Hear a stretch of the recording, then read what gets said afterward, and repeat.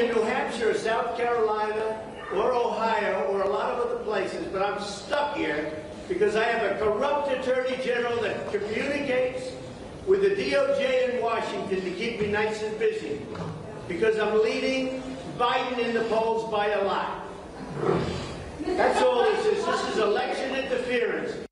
All right, now here to assess the ongoing and never-ending political indictments against Donald Trump is the president's legal spokeswoman and attorney, Alina Habba. Alina, good to have you on. Day 3, more of the same. Tell us what went on inside the courtroom today, any movement in either direction.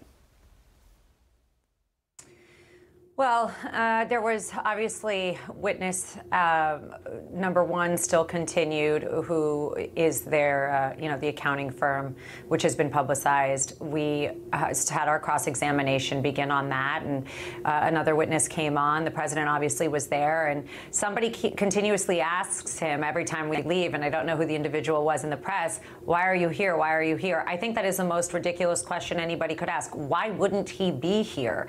And I think that's by their design, and I think that it's 100% political.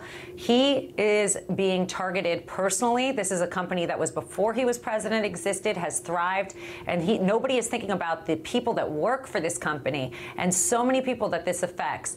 But more importantly, the state of New York. So what happened today was, frankly, like you said, Eric, more of the same, unfortunately. But again, no jury. We have this judge on the bench, which the world has seen now, that we've been dealing with for a few years. We have Letitia showing up, and we're going to keep fighting our fight. But it's going to be a long haul. This trial is going to be a few months. Yeah, you call it political. I totally would agree with you. I mean, Letitia James, before she was Attorney General, literally had a campaign ad saying, elect me, I'm going to get Trump. Folks, control room, show that picture. And this one blows me away. Letitia James in the courtroom. This was day 1. But watch, take a look here. Put it up, guys. There, this pan back. Day 1. Take a look. There she is, right over there. Trump's right shoulder behind the purple top, black blazer over the purple. Letitia James, she spent the first day in trial in court just staring. Like, this is her moment, Alina. Am I wrong where she's eating this up? It's almost like a promises delivered for her to her many leftist voters. Well, there's not many left because she tried to run for governor, failed, and then withdrew. Number 1, that picture, that video footage is actually from today. That one that is showing now is the first day. And yes, I'll tell you this, Eric, the first day that we showed up to court, I was not going to make press statements. I was not going to do any of that. And then we pull up, and there is a press podium set up for Miss James to make her famous comments that she continuously made before she was even in office, before she even looked into the Trump organization. There's a shot of it.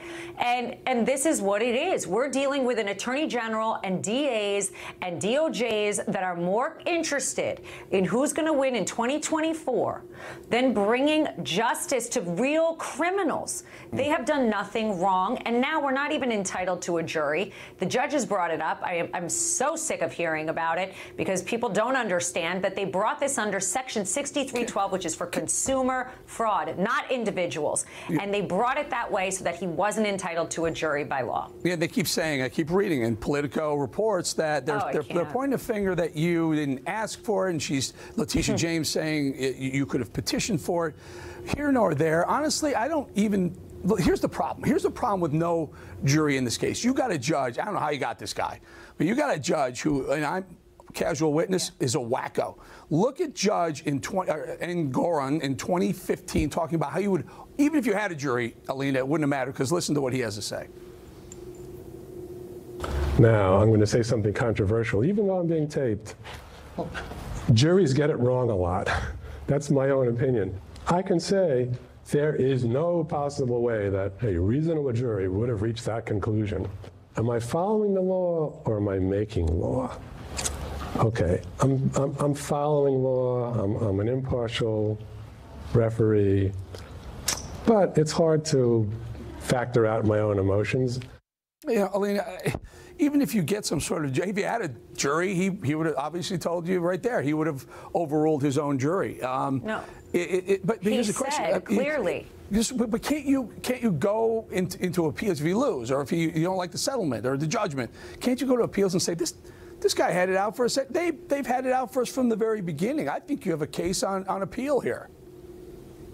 Listen, for anybody with any knowledge of what this section of the law is, they need to understand, and I appreciate all the legal analysts going out there and getting it wrong, but that is not the case. We have appealed this. We have appealed the court that we're in. We have appealed everything. We should have been in the commercial division. There were many reasons that this is wrong. But the fact is, we have a bench trial because that's what the judge wanted, and because we are not entitled under 6312 to have a jury, which, by the way, if you don't think they did that on purpose, you're wrong. This is the same judge that did our special proceeding, and that's the truth. So while I appreciate everyone's opinion, the facts are the facts.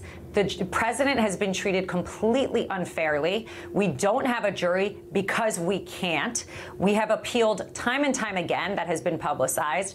And we are in the current situation, which is unfair, political, and is taking him off the campaign that he needs to be on right now. Huge issue right there. Alina, thank you so much for your time. I appreciate your time. Thank you.